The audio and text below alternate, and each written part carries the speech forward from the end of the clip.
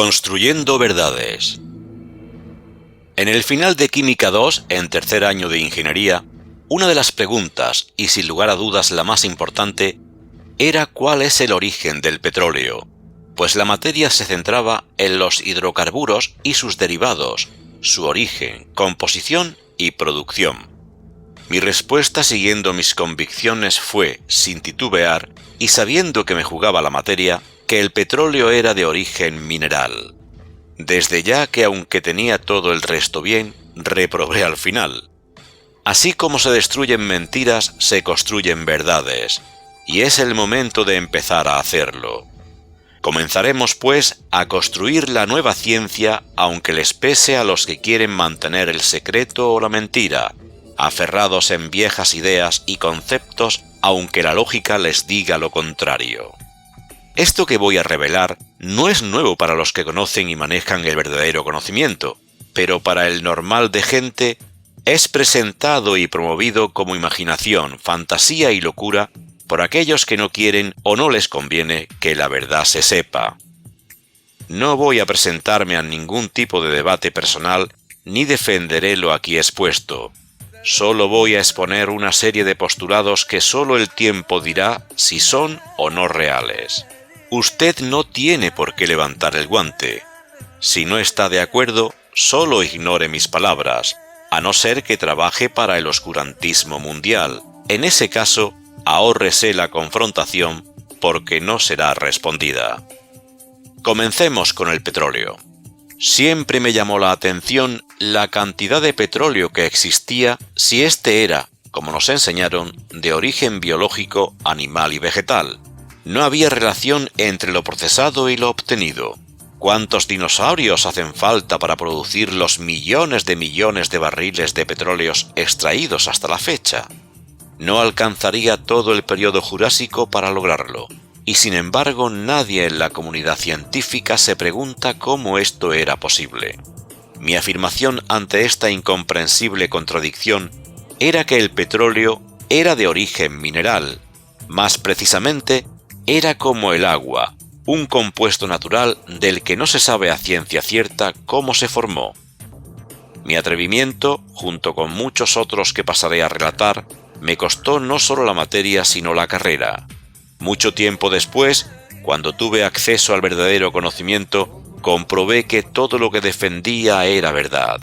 Como el cuerpo humano produce sangre, el planeta produce petróleo, porque esta es su sangre y el lubricante donde se asientan las placas tectónicas. En determinados lugares, la corteza terrestre tiene burbujas en donde el petróleo se filtra y es ahí donde se extrae. Esta extracción, cuando es excesiva, produce una falta de lubricante entre placas tectónicas que favorece su fricción, produciendo movimientos sísmicos. Conociendo la mecánica del planeta, los oscuros utilizan la tecnología de HAARP y otras no tan conocidas para excitar los puntos de fricción y producir terremotos centralizados en un sector o región específica. Esto viene ligado a la formación natural de los astros. Todos ellos nacen en estado líquido plasmático. Los gases y las fuerzas vacuas hacen que estos se expandan como una burbuja de jabón mientras se enfrían.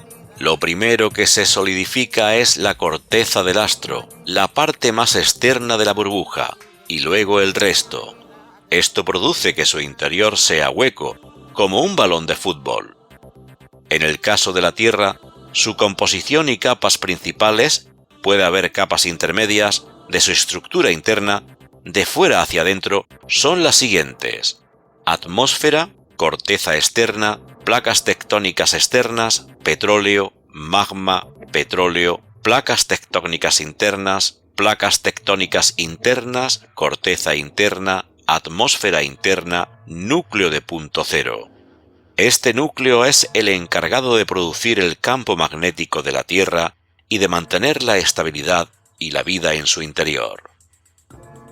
Otra cosa de la que hablé en su momento es la distribución cónica o espiralada de las órbitas de los planetas, o por lo menos de la Tierra en el sistema solar. En el artículo Los programadores conté: cuando estaba en la universidad le pregunté a mi profesor de física por qué causa, si la órbita de la Tierra se encontraba en el mismo plano que el Sol, siempre veíamos el mismo cielo todo el año, con las diferencias entre hemisferio norte y sur, solo con alguna variación de ubicación de las constelaciones. Era lógico suponer que el cielo que impedía ver el Sol en una época del año se tendría que ver perfectamente 6 meses después, cuando la Tierra se encuentre en el extremo opuesto de su órbita, y por consiguiente el Sol, dejando ver el cielo estrellado que éste ocultaba 6 meses antes. La única forma de que veamos el mismo cielo todo el año era que las órbitas de los planetas no estuvieran en el mismo plano que el Sol, sino formando un cono cuyo vértice fuera el Sol. Mi profesor me miró asombrado y no tuvo respuesta. Quedó en preguntarle a un astrónomo amigo.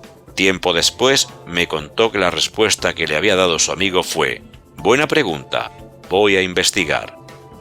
La Tierra no gira alrededor del Sol, traslación en un mismo plano, sino en un plano distinto al Sol, como si el Sol fuera su puño y usted hiciera rotar una pelotita sujeta a un hilo como un péndulo colgando alrededor de su mano.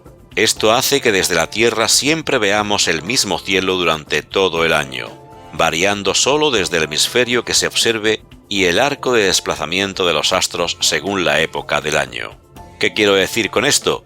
Que usted nunca verá el cielo que se encuentra tras el Sol, porque éste está siempre delante suyo.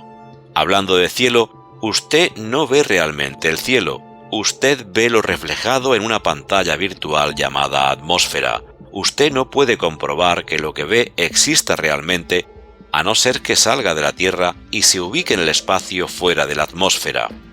Podría ser que nada existiera más allá, y todo fuera una película proyectada sobre un enorme telón que cubre la Tierra, haciéndonos creer que existe el universo. No estoy diciendo que esto sea así, estoy diciendo que no hay que dar por sentado nada, porque los que nos enseñan y nos dicen cómo son las cosas son los mismos que nos manipulan y someten desde hace miles de años. Una de las cosas que mayor controversia y ataques produjo en el blog fue la resonancia Schumann. La resonancia Schumann no es lo mismo que el efecto Tesla. La resonancia puede estar en el rango de lo esperado y el efecto Tesla ser diferente. El efecto Tesla es como influye la resonancia Schumann en la materia, sea orgánica o inorgánica, y tiene su propia resonancia.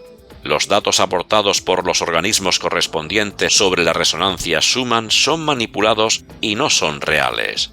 Los únicos datos correctos se encuentran en manos de DARPA y usados por HARP para calibrar los equipos transmisores de ultra baja frecuencia. El efecto Tesla actual está cerca de los 12 Hz y la resonancia varía entre 7,82 y 45 Hz según dónde y cómo sea medida y el rango de potencia espectral del ruido. Podríamos resumir a la resonancia Schumann en lo general y el efecto Tesla en lo particular, y lo importante es que el efecto Tesla se incrementa al incrementarse el promedio de la resonancia Schumann. Si se considera a la Tierra y a la ionosfera como dos esferas concéntricas que se comportan como una cavidad resonante, la frecuencia de los modos de resonancia será del orden del radio de la Tierra, lo que significa que serán de una frecuencia extremadamente baja. A estas frecuencias la Tierra y la ionosfera se comportan aproximadamente como materiales conductores. Esto se comprueba efectuando la relación entre la conductividad y el producto entre la permitividad y la pulsación angular. Dicho valor es mucho mayor que la unidad para los materiales conductores. Trainotti y Fano, 2003. Tomando la ecuación de la potencia espectral de ruido y la resonancia Schumann, frecuencia es igual a C partido por 2 pi por A, raíz cuadrada de R que multiplica a R más 1. Si se reemplazan los valores de C, igual a 3 por 10 elevado a n por 8 metros partido por segundo, velocidad de la luz, y A igual a 6.400 kilómetros, radio medio de la Tierra, resulta que la frecuencia es igual a 7,46 raíz cuadrada de R que multiplica a R más 1, donde R es igual a 1, 2, 3, n. Las primeras mediciones experimentales de la potencia espectral de ruido detectado en frecuencias extremadamente bajas, donde se pueden observar las resonancias de Schumann, han sido obtenidas por Balzer y Wagner en 1960. Estas mediciones imponen un ajuste en la constante que multiplica la raíz cuadrada de la expresión teórica de la resonancia de Schumann, R, que multiplica a R más 1, resultando finalmente que frecuencia es igual a 5,8 por raíz cuadrada de R más 1. Para el efecto Tesla, la expresión teórica sería R más 1, siendo R un valor entre 1 e infinito, quedando entonces la frecuencia igual a 5,8 por raíz cuadrada de R más 1, donde a mayor rango, mayor efecto Tesla.